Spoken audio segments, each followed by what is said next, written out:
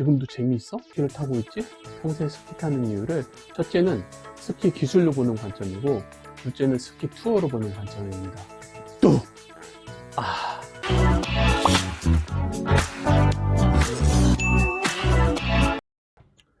안녕하세요. 대한민국 스키 투어 아놀드입니다. 저는 1979년 겨울부터 지금까지 매 시즌 약 1000km 정도를 스키로 달리는 스키 마니아입니다. 어느새 이만큼 세월이 지났네요. 저는 그동안 국내는 물론이고 유럽, 북미, 남미, 호주, 뉴질랜드까지 많은 스키장을 경험했고 특히 일본의 경우는 1986년도에 최초 방문을 시작했으니까 현재까지 500여 곳 정도 스키장을 다녔습니다. 그런데 지금은 일본 스키장이 많이 문을 닫아서 400곳 정도가 영업을 하고 있으니까 일본 스키장 전부를 다녀왔다고 할 수 있을 것 같습니다. 그래서 최근에는 제가 국내 스키장 코스 리뷰 및 스키장 소개를 전부 한 것처럼 일본 스키장 전부를 여러분들에게 소개하는 것을 목표로 일본 투어를 다니고 있습니다. 저도 여러분들처럼 겨울이면 항상 무조건 스키를 타러 다녔는데 최근 들어 질문을 받았습니다. 왜 평생 스키를 타느냐? 스키 말고 다른 재밌는 운동도 많은데 왜? 지금도 재미있어? 라는 질문인데 순간 뭐지? 진짜 왜 내가 계속 스키를 타고 있지? 갑자기 제 인생의 큰 축을 담당하고 있던 스키 투어에 대한 목적과 목표, 성과 등 기본적인 고민을 하게 되었습니다. 특별한 고민 없이 루틴처럼 돌아가던 저의 겨울철 야외 활동에 대한 근본적인 질문을 다시 하게 되었죠. 그래서 생각을 정리하고 고민을 공유하면은 여러분들도 저도 평생 스키 타는 이유를 밝혀낼 수 있을 것 같아서 잠시 같이 생각하는 시간을 가질까 합니다.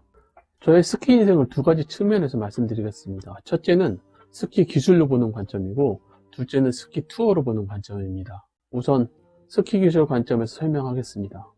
제가 입문하던 당시에는 대부분 스키가 노말 스키라는 장비였습니다.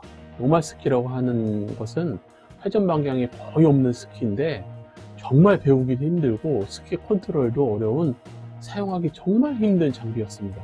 스키 길이도 자기 키보다 10에서 20cm 정도 크게 사용을 했으니 입문자들이 얼마나 타기 어려웠는지 경험해 보신 분들만 이해할 수 있을 것입니다.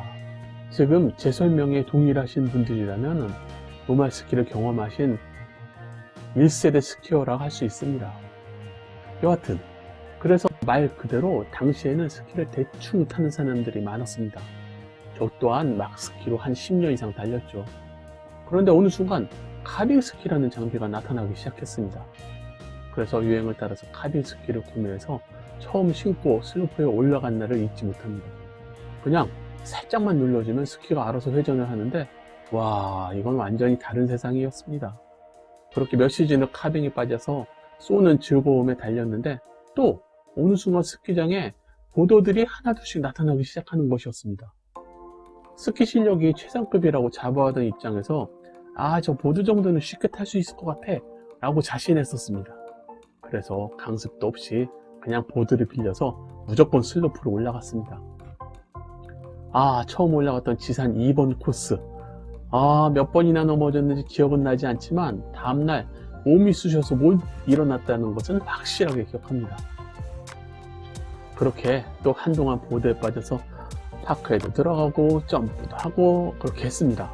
그렇게 스키와 보드를 아무거나 타던 2000년대 초반 미국 콜로라도에 있는 너버랜드라는 스키장을 간 적이 있었습니다. 그곳에서 슬로프가 전부 올록볼록한 코스를 만난 적이 있었습니다. 스키로 내려가는데 도저히 내려갈 수 없음에 깜짝 놀랐습니다. 나 최상급인데 왜 못 내려가지? 그곳에서 인생 처음으로 모그 코스를 만난 겁니다. 자연모굴이었습니다. 그 당시에는. 와, 이거 어떻게 타는 거야? 그래서 여기저기 알아보니까 캐나다 블랙홈에서 조스마트가 일주일 단위로 모그 캠프를 여름에 진행한다는 것을 알게 되었습니다. 그래서 그곳에 처음 참가를 해서 모그를 배웠는데 너무 재밌었습니다. 그리고 한 7, 8년 동안 계속 갔던 것으로 기억합니다. 거기서 어느 정도 자신감을 가지게 된 후 점프에서 조금 더 과감한 기술을 도전하게 되었습니다. 백플립도 아니고요. 점프 상태에서 앞으로 한 바퀴 도는 프론트 플립을 도전했습니다. 뚝! 부상 당해보신 분들은 아시지만 몸속에서 나는 소리는 정말 크게 들립니다. 오른쪽 내치인대가 뚝! 그렇게 시즌을 접고 재활 운동을 열심히 했지만 더 이상 점프는 할 수 없었습니다. 맞다. 내가 국가대표 선수로 올림픽에 나갈 것도 아닌데 뭐 하는 거야 지금? 이라는 현실을 직시하게 되었습니다. 그냥 이제부터는 새로운 기술에 도전하는 것보다 스키로 즐기면서 타는 그냥 관광 스키어로 그냥 편안하게 타자. 완전히 방향을 선회했습니다. 물론 올림픽 참가라는 꿈은 18년도 평창올림픽 모굴 코스에서 자원봉사를 하는 것으로 대신했습니다. 두 번째는 스키 투어에 관한 여정입니다. 국내 투어는 생략하고 해외 투어 위주로 설명을 드리면, 제가 한동안 일본하고 미국에서 살았는데 그때 일본 스키장과 북미 스키장을 매우 많이 다녔습니다. 한국에 돌아와서는 겨울방학 때는 국내 스키장, 여름방학 때는 호주, 뉴질랜드, 칠레, 가끔은 체르마시라든지 블랙홀 모글 캠프처럼 여름에 스키를 즐길 수 있는 곳을 다녔습니다. 그러다가 봄, 가을에 자전거 타는 취미가 여름까지 이어지면서 어느 해부터인가는 여름 투어를 안 가게 되었습니다. 그렇게 되다 보니 자연스럽게 겨울 시즌 해외 투어를 가게 되었고, 북미 지역은 많이 갔었기 때문에 알프스 지역으로 2, 3주씩 장기간 투어를 다녔습니다. 그렇게 몇 시즌이 지나고 장기간 장거리 투어가 힘이 벅차다는 느낌이 올 때 나이가 먹어가며 늙어가는 중이라는 걸 느꼈습니다. 그냥 일본에 가자. 가서 파우더를 타는 거야.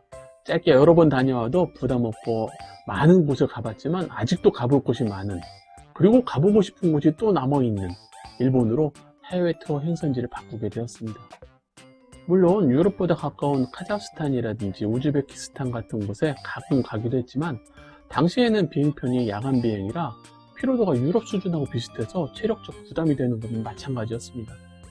그래서 결론적으로 지금 내 상황에는 역시 일본이 최고구나 라는 확신을 갖게 되었습니다. 여러분들 세계에서 겨울철 적설량이 가장 많은 나라가 일본인 거 알고 계시나요? 하룻밤에 2m씩 내리는 경우도 종종 있습니다. 그 소리는 파우더 천국이란 소리입니다. 특히 최근 기술 위주가 아닌 편안한 스키를 즐기는 저에게는 일본이 최고라는 생각을 계속하게 됩니다. 최근에는 매 시즌 3번에서 4번 정도 일본 원정을 가는 편입니다. 제 영상을 꾸준히 보신 분들은 아실 테지만 저는 매일매일 다른 스키장에 가서 대부분 한 슬프를 한 번씩만 타고 마무리하는 경우가 많습니다. 너무 좋다고 무리하지 않고 편안하게 즐기며 매일 다른 곳에서 행복한 시간을 보내는 스키를 추구하기 때문입니다. 이렇게 평생 스키를 즐기면서 정말 좋은 분들을 많이 만났습니다. 특히 저보다 10살이나 20살 정도 연배인 형님들에 대한 기억이 많은데, 저녁에 술 한잔하며 인생 조언도 많이 듣고 스키에 대한 견해도 많이 들었던 추억이 있습니다. 지금 그분들이 70, 80대 접어드신 분들이 꽤 계시는데 대략 한 75%는 스키를 그만두신 것 같습니다. 한 20년 동안 매 시즌 열성적으로 타시는 분들이었는데 어느 순간 보이질 않게 되었습니다. 걱정돼서 전화를 드리니 새벽에 일찍 스키장비를 챙겨서 나오는데 이 추운 날 내가 뭐 하는 거야? 라는 생각이 들며 에이! 오후에 골프 연습장이나 가자! 하며 포기한 게 지금 스키를 완전히 접게 된 발단이라는 이야기를 들었습니다. 갑자기 찾아온 심리적 변화. 아니 뭐예요 형님, 빨리 오세요 하고 전화를 끊었던 게 그 형님하고 마지막 통화입니다. 물론 돌아가셨다는 이야기는 아니고 스키장에서 만나지 않으니 통화할 이유도 없고 그렇게 못 만나게 되었습니다. 이건 다른 이야기인데 제가 다른 운동으로 테니스를 하고 있습니다. 우리 클럽의 창립 멤버이신 분, 그러니까 한 40년 이상 테니스를 치신 분이죠. 작년에 돌아가셨는데 당시 88세 생일을 넘기시고 테니스를 치러 오셔가지고 우리가 축하해드리고 게임도 두세 게임 하고 가셨던 걸로 기억합니다. 그런데 다음날 그분 장례식장으로 주문을 갔습니다. 사모님 말씀이 테니스 치시고 집에 오셔서 저녁 잘 드시고 일찍 주무신다고 방에 들어가신 모습이 마지막이라고 합니다. 조금은 허망하긴 해도 요양병원에 3년씩 누워있다가 가는 것보다 훨씬 품위 있는 죽음이라고 장례식장에서 이구동성으로 이야기했습니다. 이야기가 약간 산으로 갔는데요. 결론입니다. 저는 건강하고 행복한 인생을 위해 지속 가능한 겨울 운동으로 스키를 선택했습니다. 스키를 지속적으로 오래 타려면 열정을 가지고 계속 도전을 해야 하는데 그 열정을 유지하는 게 되게 힘듭니다. 스키어가 눈을 보면 설레이는 마음이 들어야 한다고 생각합니다. 그런데 아까 아는 형님처럼 귀찮음이 설레임을 이겨버리면 스키를 그만두게 되는 것 같습니다. 그럼 계속 설레는 방법은 뭘까요? 제가 선택한 방법은 새로움입니다. 새로운 풍광, 새로운 코스, 새로운 장소, 매일 변화를 주며 내 뇌와 내 신체에 자극을 주면 설렘과 열정을 유지할 수 있다고 생각합니다. 저도 아까 이야기한 테니스 선배님처럼 100살 넘어서 갈 때가 되면 스키 타고 내려와서 온천하고 맥주 한잔 마시고 자면서 잘 죽는 것이 제 스키 인생의 최종 꿈입니다. 그럼 여러분도 저와 같이 100살 이상에도 스키를 즐기는 장수 스키어에 도전해 주시기 바랍니다. 우리 모두 용평 곤돌라 앞에 80세 이상 게이트를 당당하게 통과하는 건강한 스키어로 함께 해주시기 바랍니다. 물론 그때까지 유튜브 영상은 계속됩니다. 감사합니다. 영상이 도움이 되셨다면 좋아요, 구독을 눌러주세요. 시청자 여러분들의 구독과 좋아요, 응원하는 댓글은 정말 힘이 됩니다. 그런데요, 마음에 상처 주는 악플은 정중하게 사양해요. 은성이가 잉잉잉 하고 울어요.